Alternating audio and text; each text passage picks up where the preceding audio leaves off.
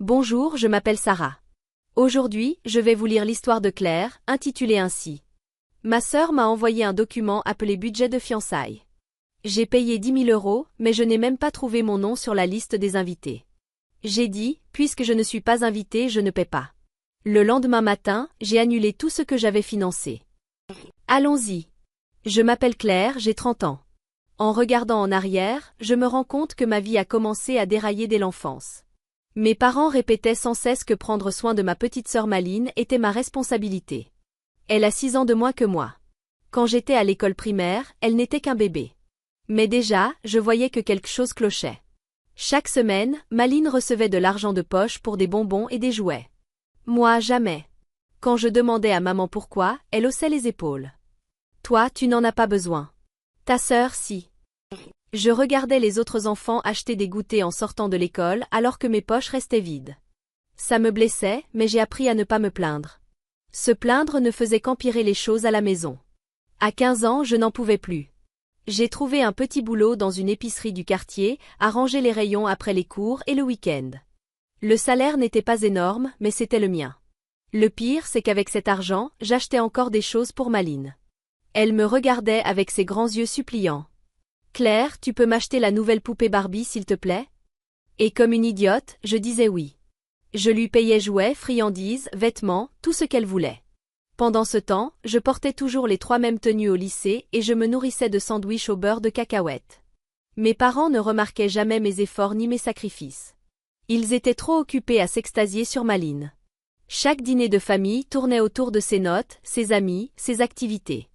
J'aurais pu disparaître sans qu'on s'en aperçoive, sauf si Maline avait besoin de quelque chose. Le lycée a continué ainsi. Je travaillais 20 heures par semaine et la majeure partie de mon argent partait pour ma sœur. Mes parents trouvaient ça normal. Claire est une sœur formidable, disait maman à ses amis. Elle s'occupe si bien de Maline. Personne ne m'a jamais demandé comment je me sentais ou si j'avais besoin de quoi que ce soit. On attendait seulement de moi que je donne et que je me taise. Heureusement, j'ai obtenu une bourse complète pour l'université.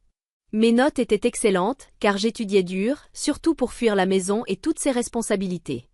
J'ai choisi l'informatique car je savais que cela mènerait à un bon emploi. J'avais besoin de sécurité financière après des années à survivre avec si peu. À la fac, pour la première fois, je me suis sentie libre. Je vivais en résidence, je mangeais au restaurant universitaire, et je n'avais à m'occuper que de moi. J'ai rencontré des amis qui ignoraient tout de ma situation familiale. Pendant 4 ans, j'ai presque oublié ce que c'était d'être constamment sollicité pour de l'argent. Mais cette liberté a pris fin le jour de ma remise de diplôme.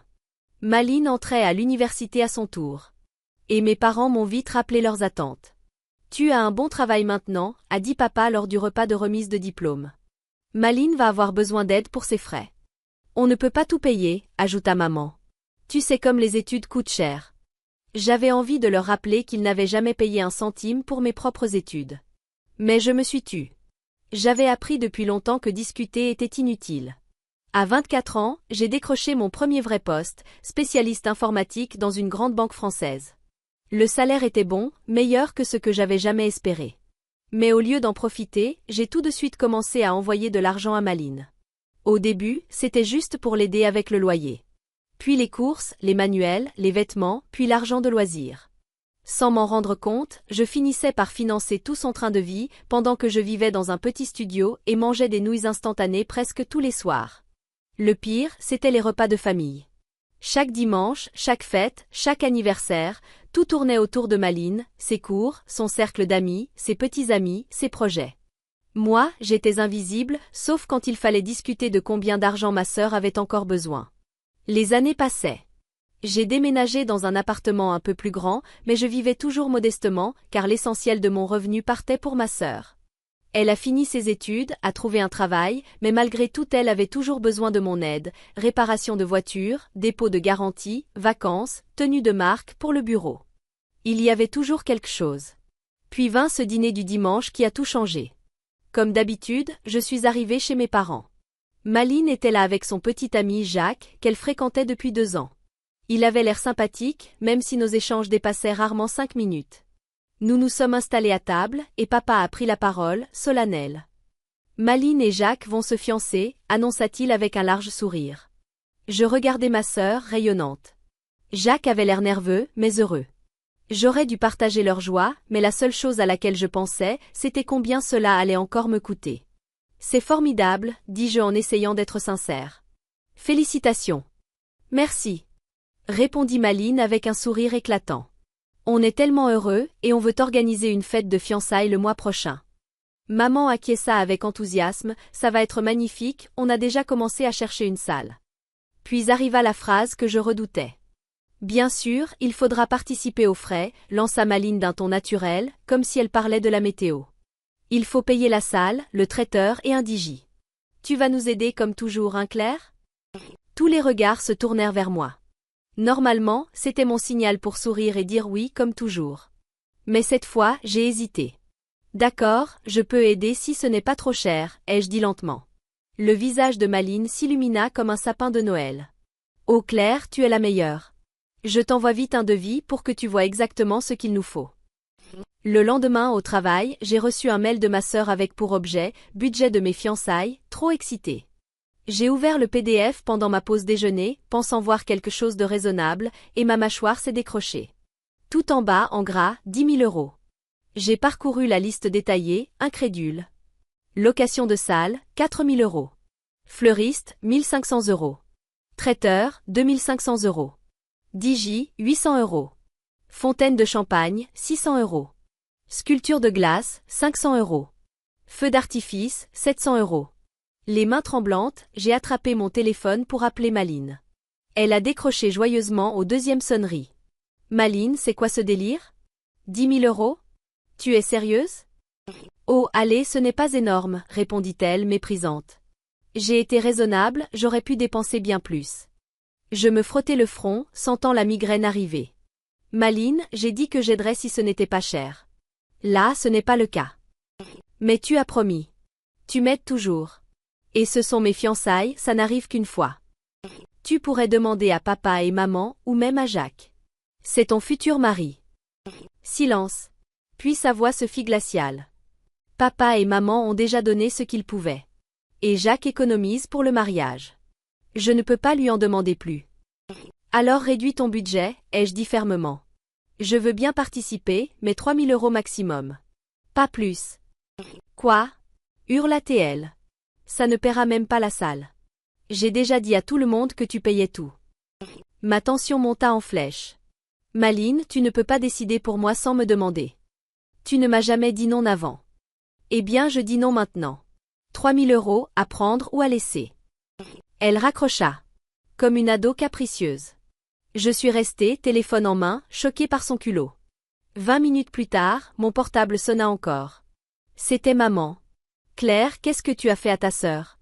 Elle pleure à chaudes larmes. Je lui ai dit que je ne pouvais pas payer 10 000 euros pour sa fête. 10 000? Oui, c'est beaucoup. Pendant un instant, j'ai cru qu'elle allait être raisonnable. Mais elle ajouta. Tu sais bien que Malines est plus jeune. Elle a besoin de ton aide. Toi, tu gagnes bien ta vie maintenant.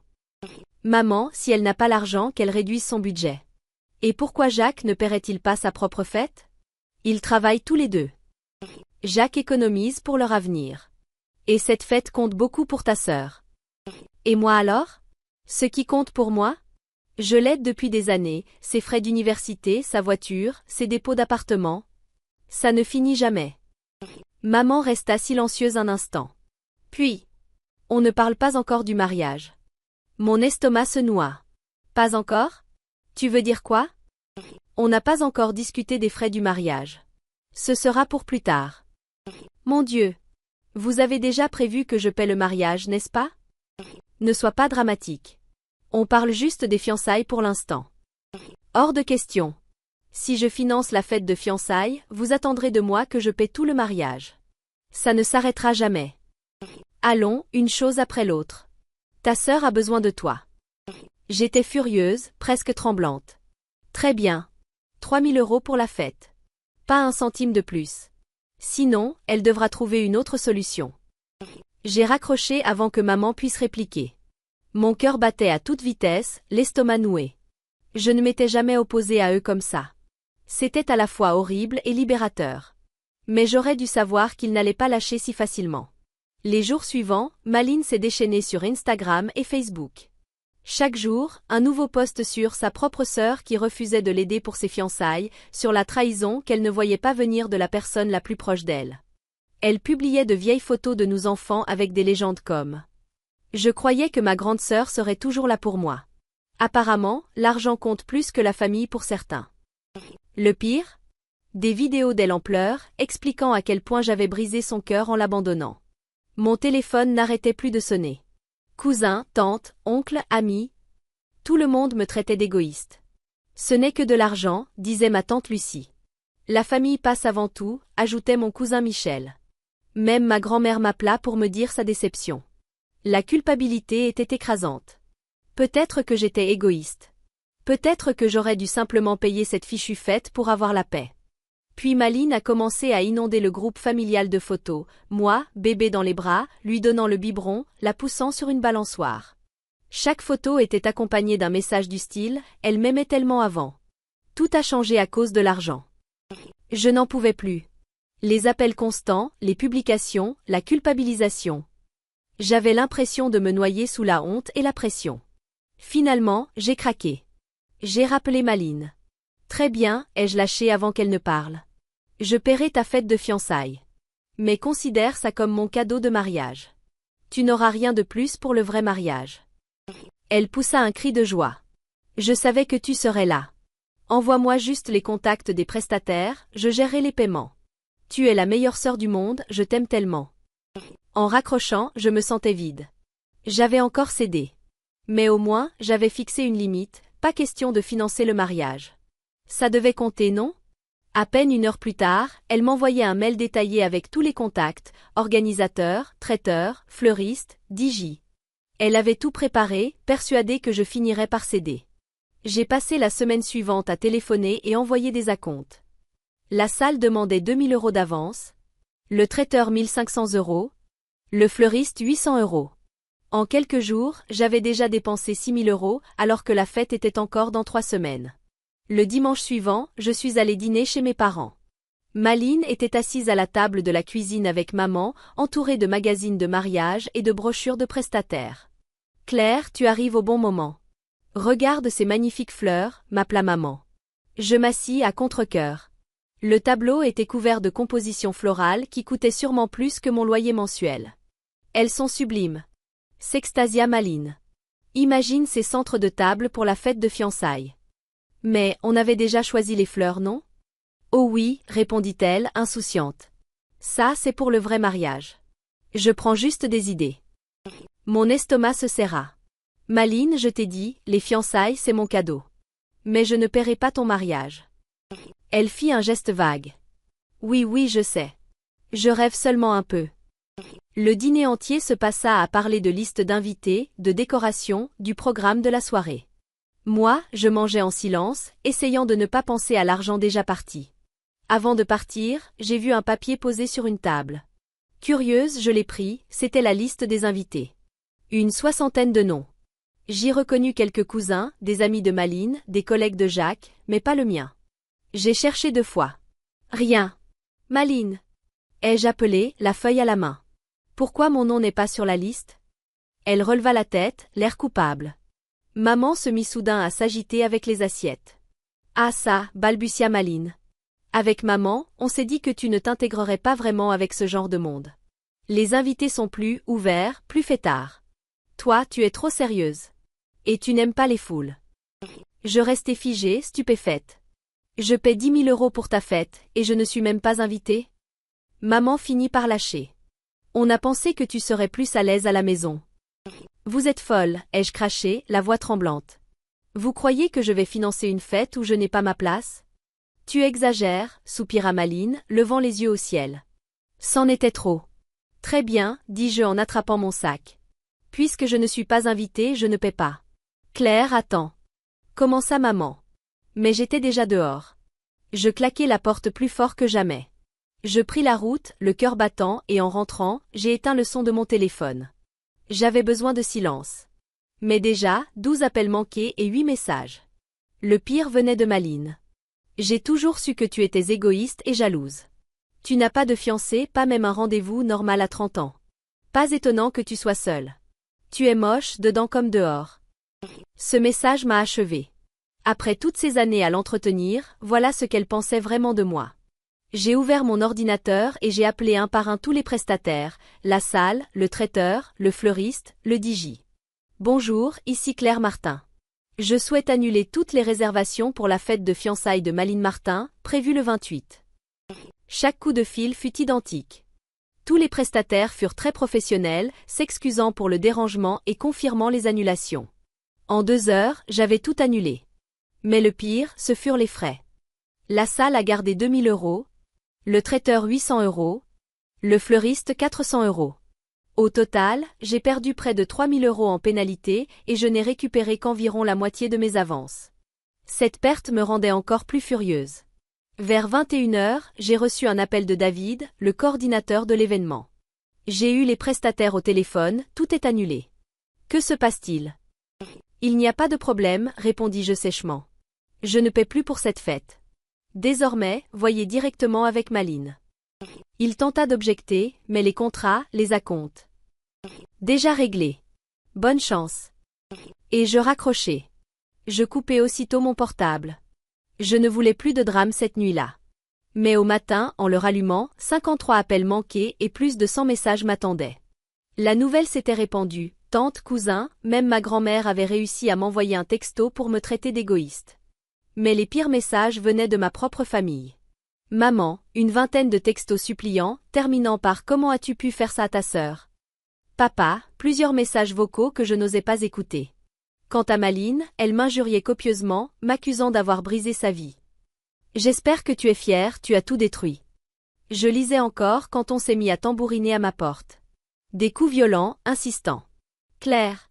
C'était la voix de papa. On sait que tu es là, ouvre immédiatement. J'entendais aussi maman et Malines hurler. Elle semblait enragée. J'eus vraiment peur d'ouvrir. Tu as tout ruiné. Cria Malines. C'est ridicule. Hurlait maman. Répare ça tout de suite. Ils ont martelé la porte près de 20 minutes. Finalement, je m'approchai, mais sans ouvrir. Je n'ouvrirai pas, leur lançai-je. Arrête d'être enfantine. Exigea papa. Tu dois réparer tes dégâts. Cria Malines. Alors j'ai hurlé à travers la porte. Tu veux savoir ce que j'ai réalisé? En 8 ans, je t'ai donné plus de 80 000 €. Et encore, c'est ce dont je me souviens. C'est fini. Pas un centime de plus. Ni pour tes fiançailles, ni pour ton mariage. Vous êtes adulte, avec un travail. Débrouillez-vous. Silence derrière la porte. Puis Malines sanglota. Tu avais promis de m'aider toute ma vie. Et maintenant tu ne viendras même pas à mon mariage. Je n'y serais pas venu de toute façon, répondis-je. Ils crièrent encore quelques minutes puis finirent par partir. Je les vis par la fenêtre monter dans leur voiture, toujours en train de se disputer. Le lendemain, Malines publia un long message sur les réseaux, me présentant comme la sœur ingrate qui avait brisé son avenir. Ses amis la plaignaient, me traitant de monstre. Je l'ai immédiatement supprimée de tous mes comptes. J'en avais fini de la voir se poser en victime. Un mois plus tard, en faisant défiler Instagram, je tombai sur des photos de la fête, publiées par une amie à elle. La réception avait bien eu lieu, mais rien à voir avec l'événement de 10 000 € prévu. C'était dans le jardin de mes parents, une vingtaine de personnes, assiettes en plastique, gobelets jetables, buffet maison sans chichi. Pas de sculpture de glace, pas de champagne ni de composition florale somptueuse. Juste une petite décoration et un gâteau simple. Ce qui m'a frappé, c'est le visage de Malines. Sur chaque photo, même en souriant, elle paraissait malheureuse. On aurait dit un enterrement. Après tout ce chaos, toutes ces insultes, tout ce conflit, elle avait fini avec exactement le genre de fête modeste et familiale que j'aurais accepté de financer dès le début. Après ces photos, je n'ai plus entendu parler de ma famille pendant 3 mois. Ce fut la plus longue période sans contact avec eux depuis mon enfance, et honnêtement, ce fut un soulagement. Je n'avais jamais réalisé à quel point leurs exigences constantes me rongeaient, jusqu'au moment où tout s'est arrêté. Avec l'argent que je n'avais plus à dépenser pour Malines, j'ai enfin commencé à épargner pour moi, un vrai appartement dans un bon quartier, pas un petit studio miteux. Pour la première fois de ma vie d'adulte, je me choisissais moi. Puis un jour, j'ai reçu un mail de Malines. Objet, invitation au mariage. J'ai failli le supprimer sans l'ouvrir, mais la curiosité a gagné. Le message disait: Claire, tu es toujours invitée à mon mariage. Je sais qu'on a une eau différente, mais tu restes ma sœur. Cependant, pour venir, tu dois d'abord t'excuser de ce que tu m'as fait et payer 15 000 € pour les frais du mariage. Ensuite, je te pardonnerai et on pourra tourner la page. » J'ai éclaté de rire en le lisant. Même après tout ça, elle croyait encore que je paierais. Elle pensait encore que j'étais redevable et qu'un pardon devait s'acheter. J'ai répondu simplement. Maline, enlève mon nom de ta liste d'invités. Je n'irai pas à ton mariage et je n'ai pas besoin de ton pardon. Je songerai à faire la paix le jour où tu réaliseras comment tu m'as traité et quand toi tu t'excuseras. D'ici là, laisse-moi tranquille. J'ai cliqué sur envoyer puis bloqué son adresse. Aujourd'hui, je ne pense même plus à son mariage. J'ai mes propres projets. L'an prochain, j'envisage d'acheter un petit appartement en copropriété, quelque chose que je n'aurais jamais pu m'offrir tant que je finançais son train de vie. Peut-être même un voyage en Europe, un rêve que j'avais toujours repoussé faute d'argent. Parfois, je me demande si j'aurai un jour à nouveau une relation avec ma famille. Puis je me souviens comment ils m'ont traité comme si je n'étais rien d'autre qu'un portefeuille. Et je réalise que je suis bien mieux sans eux.